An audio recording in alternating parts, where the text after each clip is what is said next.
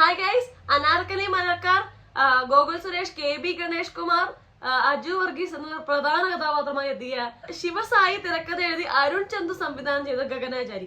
ഈ സിനിമയെ കുറിച്ച് അഭിപ്രായം പറയാനാണ് ഇന്നേ വന്നിട്ടുള്ളത്. അപ്പൊ ഇത് ബാംഗ്ലൂർ ഇറങ്ങിയ ഒരുപാട് ലേറ്റ് ആയി. ജൂൺ ലാസ്റ്റിനാണ് ഇത് ബാംഗ്ലൂർ ഇറങ്ങിയ റിലീസായത്.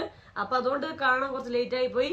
ഒരുപാട് അഭിപ്രായ സിനിമയെ കുറിച്ച് കേട്ടിട്ടുണ്ട്. കുറെ പേർക്ക് ഭയങ്കര ഇഷ്ടപ്പെട്ടു എന്നൊക്കെ പറഞ്ഞു കേട്ടു. കുറെ പേർക്ക് ഇത് മനസ്സിലായില്ല, ഇഷ്ടപ്പെട്ടില്ല എന്ന് പറഞ്ഞവരുണ്ട്. അപ്പൊ എന്തായാലും ഞാൻ പോയി കണ്ടു. അപ്പൊ ഒരു വ്യത്യസ്തമായ ഒരു ഡയറക്ഷൻ സ്റ്റൈൽ, ഒരു മേക്കിംഗ് സ്റ്റൈൽ ആയിട്ടാണ് ഈ സിനിമ കൊണ്ടുവന്നിട്ടുള്ളത് അരുൺ ചന്തു. സാജൻ ബേക്കറി എന്നുള്ള സിനിമ സംവിധാനം ചെയ്ത ആളാണ് അരുൺ ചന്തു. അപ്പൊ അതിൽ നമ്മൾ കണ്ടിട്ടുണ്ട് ലൈറ്റായ കോമഡി, ലൈറ്റായ സ്നേഹം, ബന്ധം കാണിക്കുന്ന ലൈറ്റായ ഇമോഷൻസ് ഒക്കെ വെച്ച് അങ്ങനെ ഈസി ആയിട്ട് കാണാൻ പറ്റുന്ന ഒരു സിനിമയാണ് സാജൻ ബേക്കറി. അപ്പൊ ആ ഒരു ഫീൽ ഉണ്ടല്ലോ, ആ ഒരു ഈസിനെസ് ഈ സിനിമക്കും ഉണ്ട്.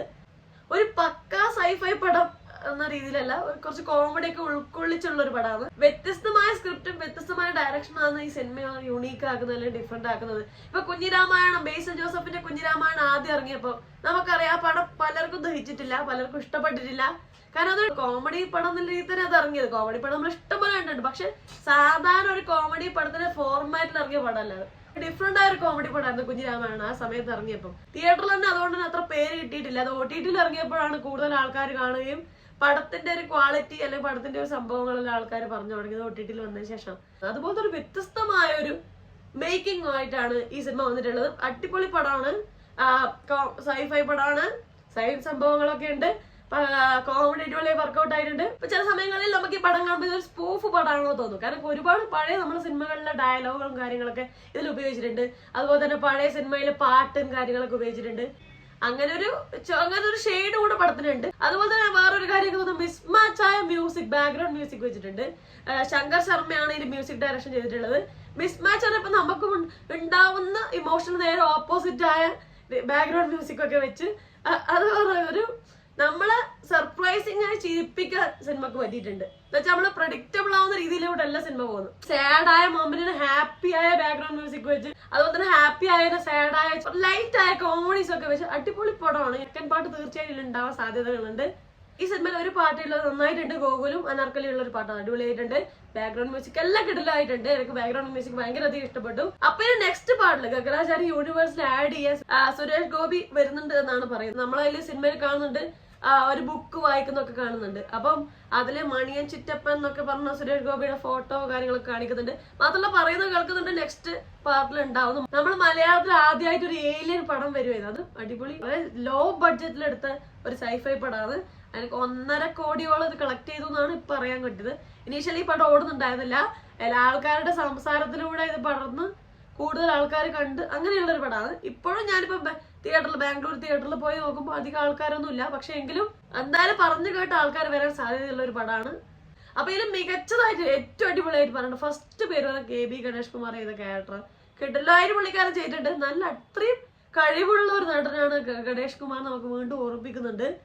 നല്ല ക്യാരക്ടേഴ്സ്, അതായത് വ്യത്യസ്തമായ ക്യാരക്ടേഴ്സ് പുള്ളിക്കാരൻ കിട്ടിയിട്ടില്ല. അധികവും വില്ലൻ റോളുകളാണ് പുള്ളിക്കാരൻ കിട്ടിയത്. ഇപ്പൊ നമ്മൾ കോമഡി ക്യാരക്ടേഴ്സ്, അത് വ്യത്യസ്തമായ കോമഡി, പല രീതിയിലുള്ള കോമഡീസ് ചെയ്യാൻ കേപ്പബിൾ ആയ ഒരു നടനാണ് നമുക്ക് ഈ സിനിമ കാണുമ്പോൾ തോന്നും. അത്ര ഗംഭീരമായിട്ട് ഗണേഷ് കുമാർ ചെയ്തിട്ടുണ്ട്. സിനിമയാണ് ലീഡ് ചെയ്തിട്ടുണ്ട് പുള്ളിക്കാരൻ.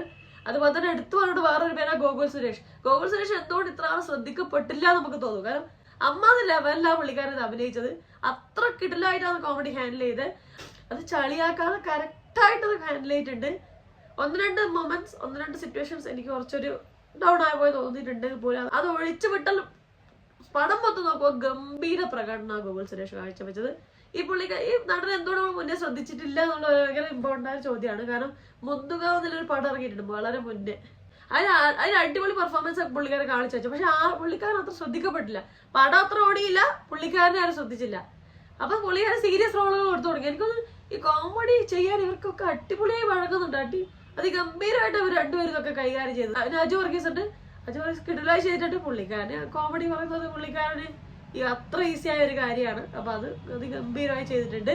പുള്ളിക്കാരന് റോളുകൾ കുറഞ്ഞു വരുന്നുണ്ട്. കൂടുതൽ ക്യാരക്ടേഴ്സ് ആയിട്ട് നമ്മുടെ സിനിമയിൽ വരട്ടെ, നിറഞ്ഞു വെക്കട്ടെ അജു വർഗീസ്. പിന്നെ പറയേണ്ട അനാർക്കലി ഗംഭീരമായി ചെയ്തിട്ടുണ്ട്. ഇപ്പൊ മന്ദാഗരിയിൽ കണ്ടപ്പോൾ എനിക്ക് പുള്ളിക്കാരുടെ അഭിനയം ഇനീഷ്യലി ഫസ്റ്റ് ഹാഫിൽ ഇഷ്ടപ്പെട്ടില്ലായിരുന്നു, ഞാനത് പറഞ്ഞിട്ടുണ്ടായിരുന്നു. പക്ഷെ ഇതിലോട്ടത്തുമ്പോൾ ഗംഭീരമായി അഭിനയിച്ചിട്ടുണ്ട്, സൂപ്പറായി അഭിനയിച്ചിട്ടുണ്ട്. പിന്നെ 2 പോലീസുകാരുണ്ട്. അങ്ങനെ അത്ര 6 പേരെ മൊത്തം സിനിമയിലുള്ളൂ.